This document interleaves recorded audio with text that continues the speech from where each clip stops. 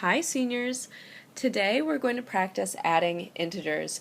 An integer is just a positive or negative whole number.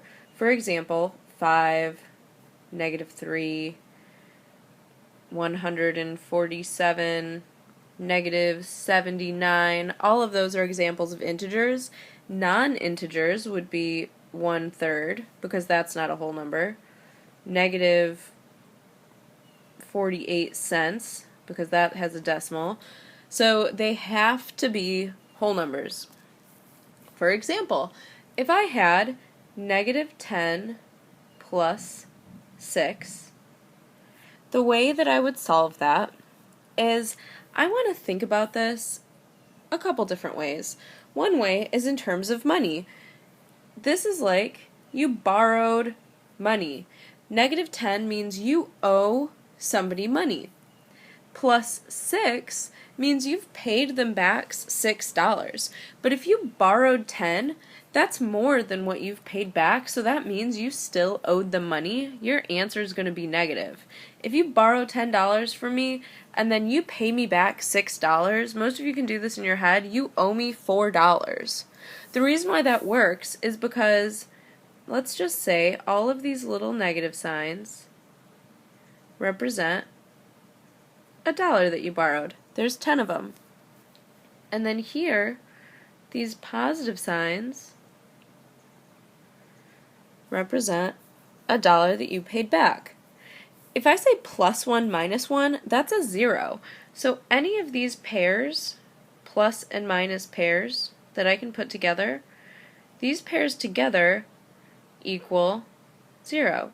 So if I circle this one and this guy up here, all of those things cancel out, and I'm left with these 4 negatives. -10 plus 6 equals -4. However, it does not always make sense to draw little pluses and minuses to try to explain this. For example, if I had -24 plus 70, I should definitely not spend all day drawing 24 minuses and 70 pluses.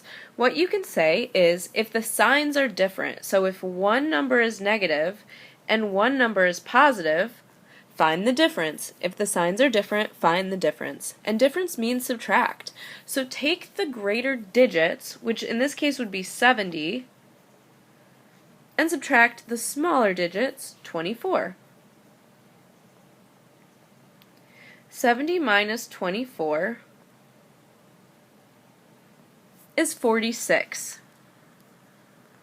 Then, to know if my answer is positive or negative, I just look at both of my numbers. I have -24 and I have positive 70.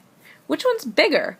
Well, 70 is bigger and it's positive, so my answer is going to be positive. Therefore, -24 plus 70 equals 46. Let's look at another one. Let's not start with the negative. How about 18 plus -31 equals, okay, first thing I'm going to look at is, are my signs the same or different? Well, 18 is positive and 31 is negative, so my signs are different. If the signs are different, find the difference, which means subtract. Take the bigger one, 31, and subtract the smaller one, 18. 31 minus 18. And I'm left with 13. But is my answer positive or negative? Well, which one's bigger, 18 or 31? 31 is bigger and it's negative, so that means my answer will be negative. 18 plus -31 equals -13. A real-life example of this would be if you have $18 in your bank account, but then you swipe your credit card and spend 31, that $31 is not real money that you have. You owe the bank money, and what you owe is that 13. Let's take a look at one more. There's one more really easy example, which is, what if the signs are the same?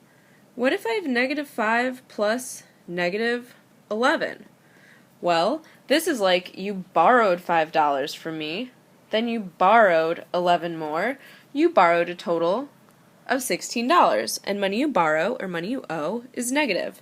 If the signs are the same, both of them are negative, just add the value, 5 plus 11 equals 16, and keep the sign.